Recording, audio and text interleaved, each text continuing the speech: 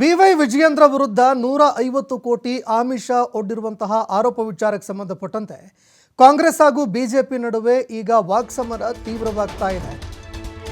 ಅನ್ವರ್ ಮಾಣಿಪ್ಪಾಡಿ ಸಮರ್ಥನೆಗೆ ಪರಮೇಶ್ವರ್ ಕಿಡಿಕಾರಿದ್ದಾರೆ. ಅನ್ವರ್ ಮಾಣಿಪ್ಪಾಡಿ ಅವರು ಇದಕ್ಕೆ ಸಂಬಂಧಪಟ್ಟಂತೆ ಸಮರ್ಥನೆ ಕೊಟ್ಟಿದ್ರು. ಇದರ ವಿರುದ್ಧ ಡಾಕ್ಟರ್ ಜಿ ಪರಮೇಶ್ವರ್ ಆಕ್ರೋಶ ಹೊರಹಾಕಿದ್ದಾರೆ. ಕಾಂಗ್ರೆಸ್ನವರೇ ಹಣ ಕೇಳಿದ್ರು ಅಂದಿದ್ದಕ್ಕೆ ಆಕ್ರೋಶ ವ್ಯಕ್ತಪಡಿಸಿದ್ದಾರೆ. ಅನ್ವರ್ ಮಾಣಿಪ್ಪಾಡಿ ಮಾತನಾಡಿರುವಂತಹ ವಿಡಿಯೋ ಕೂಡ ಇದೆ. ಏನು ಸುಮ್ಮನೆ ಹೇಳ್ತಾ ಇರುವಂತಹ ವಿಚಾರ ಅಲ್ಲ, ಅವರೇ ಮಾತನಾಡಿದ್ರಲ್ವಾ ಹಿಂದೆ, ಆ ವಿಡಿಯೋ ಇದೆ. ಈಗ ಅವರ ಮಾತು ಬದಲಿಸೋದು ಯಾವ ರೀತಿ ಅನ್ನುವಂಥದ್ದು ಗೊತ್ತಿಲ್ಲ. ಈಗ ಅವರೇನು ಮಾತು ಬದಲಿಸಿದ್ದಾರೆ, ಅದು ಯಾವ ಕಾರಣಕ್ಕಾಗಿ ಅನ್ನುವಂಥದ್ದು ಗೊತ್ತಿಲ್ಲ. ಬಿವೈ ವಿಜಯೇಂದ್ರ ಅವರ ಮನೆಗೆ ಹೋಗಿದ್ದರ ಬಗ್ಗೆಯೂ ಕೂಡ ಅವರೇ ಹೇಳಿದ್ರು. ಈಗ ಆ ರೀತಿಯಲ್ಲ ಅಂತ ಅನ್ವರ್ ಮಾಣಿಪ್ಪಾಡಿ ಹೇಳಿಕೆ ಕೊಡ್ತಾ ಇದ್ದಾರೆ. ನಾಳೆ ಸದನದಲ್ಲಿ ಸಿಎಂ ಸಿದ್ದರಾಮಯ್ಯ ಈ ವಿಚಾರ ಪ್ರಸ್ತಾಪ ಮಾಡ್ತಾರೆ ಅಂತ ಗೃಹ ಸಚಿವರು ಈ ವಿಚಾರ ಸಂಬಂಧಪಟ್ಟಂತೆ ಸ್ಪಷ್ಟೀಕರಣ ಕೊಟ್ಟಿದ್ದಾರೆ. ಯಾವ ರೀತಿ ಮಾತನಾಡಿದ್ದಾರೆ ಅನ್ನೋದ್ರ ಬಗ್ಗೆ ವಿಡಿಯೋ ಫುಟೇಜಸ್ಸು ಕೂಡ ಇದೆ. ಮೀಡಿಯಾದಲ್ಲೂ ಅದನ್ನು ಕವರ್ ಮಾಡಿದರು ಆ ಸಂದರ್ಭದಲ್ಲಿ. ಈಗ ಅವರು ಮಾತು ಬದಲಾಯಿಸ್ತಾ ಇದ್ದಾರೆ ಅಂತಂದರೆ ಅದನ್ನು ಯಾವ ರೀತಿ ನಾವು ಅದು ತಗೋಬೇಕನ್ನೋದು ಗೊತ್ತಾಗೋದಿಲ್ಲ. ಆದರೆ ಇಷ್ಟಂತೂ ನಿಜ, ಅವ್ರ ಮನೆಗೆ ಹೋಗಿದ್ದರು, ವಿಜಯೇಂದ್ರ ಅವರು ಆಫರ್ ಮಾಡಿದರು. ಅದನ್ನು ಅವರೇ ಹೇಳಿರೋದು. ಯಾರಿಗೆ ಗೊತ್ತಿತ್ತು ಅದು? ಅವ್ರು ಹೇಳದೇ ಇದ್ದರೆ ಯಾರಿಗೂ ಗೊತ್ತೇ ಆಗ್ತಿರ್ಲಿಲ್ಲ. ಅವರು ಹೇಳಿದ್ದಾರೆ. ಮತ್ತು ಮೀಡಿಯಾದವ್ರು ಕೇಳಿದಾಗ ಕನ್ಫರ್ಮ್ ಮಾಡಿದ್ದಾರೆ. ಹಾಗಿರುವಾಗ ಈಗ ಅದಕ್ಕೆ ಈಗ ಬಂದು ನಾನು ಆ ರೀತಿ ಎಲ್ಲ ಕಾಂಗ್ರೆಸ್ನವ್ರು ಹೇಳಿದರು ಅಂದರೆ ಅದು ಅವ್ರ ಮಾತಿನಲ್ಲಿ ನಂಬಿಕೆ ಹೋಗ್ಬಿಡುತ್ತೆ. ಅದರಿಂದ ಅದನ್ನು ಯಾವ ರೀತಿ ನೋಡೋಣ. ಅದು ನಾಳೆ ಸದನದಲ್ಲಿ ಅದನ್ನು ಪ್ರಸ್ತಾಪ ಮಾಡ್ಬೋದು ಅಂತ ಕಾಣಿಸುತ್ತೆ.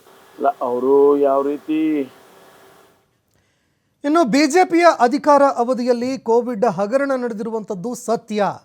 ಇದರಲ್ಲಿ ರಾಜಕಾರಣಿಗಳು ಏನಾದರೂ ಇದ್ದಿದ್ದೇ ಆದರೆ ಅವರ ಮೇಲೂ ಕೂಡ ಕ್ರಮ ಜರುಗೋದು ಗ್ಯಾರಂಟಿ ಅಂತ ಬೆಂಗಳೂರಿನಲ್ಲಿ ಗೃಹ ಸಚಿವ ಡಾಕ್ಟರ್ ಜಿ ಪರಮೇಶ್ವರ್ ಹೇಳಿಕೆ ಕೊಟ್ಟಿದ್ದಾರೆ.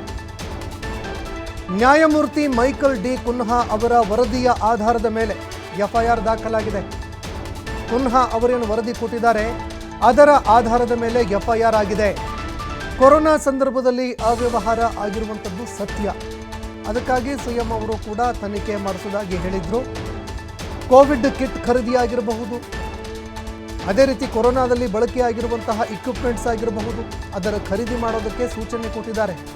ಅದರಂತೆ ಮಾಡಿದರೆ ರಾಜಕಾರಣಿಗಳ ಮೇಲೂ ಕೂಡ ಕ್ರಮ ಆಗತ್ತೆ ಅಂತ ಸಚಿವರು ಸ್ಪಷ್ಟಪಡಿಸಿದ್ದಾರೆ. ಆಗಿರೋದಂತೂ ನಿಜ. ಅದನ್ನ ಯಾರು ನಾವೇ ಹೇಳಿದ್ದೀವ? ಜಸ್ಟಿಸ್ ಕುನ್ನಾ ಅವರ ತನಿಖೆಯಲ್ಲಿ, ಅವರ ವರದಿಯಲ್ಲಿ ಬಂದಿರತಕ್ಕಂಥದ್ದು. ನಾವ್ಯಾರೋ ಹೇಳಿದ್ದಾರೆ ಅಂದರೆ ಓಕೆ, ರಾಜಕೀಯ ಮಾಡ್ತಾರಪ್ಪ ಕಾಂಗ್ರೆಸ್ನವರು ಅಂತ ಹೇಳೋದು ಸಹಜ. ಆದರೆ ಜಸ್ಟಿಸ್ ಕುನ್ನಾ ಅವರ ವರದಿಯಲ್ಲಿ ಒಂದೊಂದು ಸೆಕ್ಷನನ್ನು ಕೂಡ ಅವರು ಭಾಳ ಡೀಟೇಲ್ ಆಗಿ ನೋಡಿದ್ದಾರೆ. ಮಾಸ್ಕ್ಸಲ್ಲಿ ಪರ್ಚೇಸ್ ಮಾಡುವಾಗ ಆ ಕಿಟ್ಗಳಿದ್ದಲ್ಲ, ಆ ಕಿಟ್ಗಳಲ್ಲಿ ಪರ್ಚೇಸ್ ಮಾಡುವಾಗ, ಆಮೇಲೆ ಆಕ್ಸಿಜನರೇಟರ್ನ ಪರ್ಚೇಸ್ ಮಾಡುವಾಗ, ಬೇರೆ ಬೇರೆ ಎಕ್ವಿಪ್ಮೆಂಟ್ಸ್ ಪರ್ಚೇಸ್ ಮಾಡುವಾಗ, ಆಮೇಲೆ ಬೇರೆ ಮೆಡಿಸಿನ್ಸ್ಗಳು ಪರ್ಚೇಸ್ ಮಾಡುವಾಗ, ಇದೆಲ್ಲ ಒಂದೊಂದನ್ನು ಸಪ್ರೇಟಾಗಿ ಮಾಡಿದ್ದಾರೆ. ಅದನ್ನು ಈಗ ನಾವು FIR ಹಾಕಿ ಆ ಇಲಾಖೆಯವರು FIR ಹಾಕಲೇಬೇಕಾಗ್ತದೆ. ಯಾಕೆಂದರೆ ಅವರು ಇಲ್ಲಾಂದ್ರೆ ಅವ್ರ ಜವಾಬ್ದಾರಿ ಆಗ್ತಾರೆ. ಅದನ್ನು ಅವ್ರು FIR ಹಾಕಿದರೆ ತಪ್ಪು ಅಂತಂದರೆ ಅದಕ್ಕೆ ಯಾವ ರಾಜಕೀಯ ಇರುತ್ತೆ? ಅವ್ಯವಹಾರ ಆಗಿರೋದಂತೂ ನಿಜ. ಅದನ್ನು ಈಗ ತನಿಖೆ ಮಾಡಿ ಅದಕ್ಕೇನು ಕ್ರಮ ತಗೋಬೇಕು ಸರ್ಕಾರ ತಗೊಳ್ಬೇಕು. ಅದಕ್ಕೆ ನಾವು ಹಿಂದೆನೇ ಮುಖ್ಯಮಂತ್ರಿಗಳು ಹೇಳಿದರು, ನಾನು ತನಿಖೆ ಮಾಡಿಸ್ತೇನೆ ಇದ್ರ ಬಗ್ಗೆ ಅಂತೇಳಿ. 100 ಕೋಟಿ ರೂಪಾಯಿ ಹಗರಣ ಆಗಿದೆ, 1000 ಕೋಟಿ ರೂಪಾಯಿ ಹಗರಣ ಆಗಿದೆ ಅಂತೆಲ್ಲ ಹಿಂದೆಲ್ಲ ನಾವು ಹೇಳಿದ್ವಿ. ಅದನ್ನು ಈಗ ತನಿಖೆ ಮಾಡುವಾಗ ಅದೆಲ್ಲ ಹೊರಗಡೆ ಬಂದಿದೆ. ಜಸ್ಟಿಸ್ ಕುನ್ನಾ ಅವ್ರದ್ದು ಇನ್ನೂ ಡೀಟೇಲ್ ಆಗಿ ಅದನ್ನು ನೋಡ್ತೇವೆ. ಅದಕ್ಕೆ ಕ್ಯಾಬಿನೆಟ್ ಸಬ್ ಕಮಿಟಿ ಮಾಡಿದ್ದಾರೆ.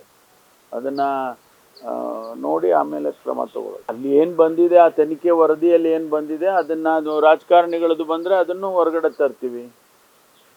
ಅದನ್ನು ಮುಚ್ಚಿಡೋ ಅಂಥ ಪ್ರಶ್ನೆ ಏನಿದೆ?